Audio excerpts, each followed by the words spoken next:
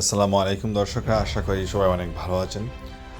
গেল সপ্তাহে সিপিএম ইউকের আয়োজনে তাদের একটা ক্রিকেট টুর্নামেন্টে গিয়েছিলাম ধারাভাষ্য দেওয়ার জন্য, এবং আমি গিয়েছিলাম নিউপুট ওয়েলসে।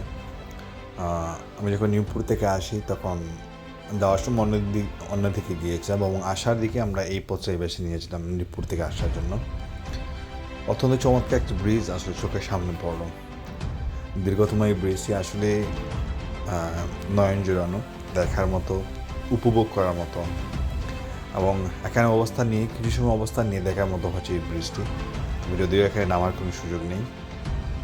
নিচেই রয়েছে একটি নদী। এখানকার সৌন্দর্য, প্রাকৃতিক সৌন্দর্য আসলে যে কাউকেই কিন্তু মুগ্ধ করবে, এবং এটা অনেকে হয়তো দেখেছেন এর আগেও। যারা দেখেননি ইতিমধ্যে তাদেরকে আমি অনুরোধ করবো যে সুযোগ হলে একদিন গিয়ে দেখে আসার জন্য। এখানে গেলে একটা ভিন্ন রকম একটা ভালো লাগা কাজ করবে।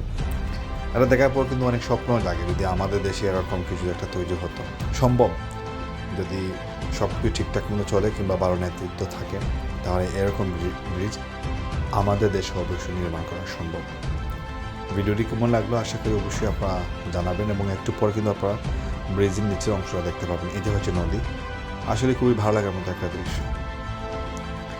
যারা আসলে দেখলেন আপনারা অবশ্যই জানাবেন যে এই ভিডিওটা আপনাদের কাছে কেমন লাগলো, এবং এই জায়গাটি আপনাদের কাছে কেমন লাগলো।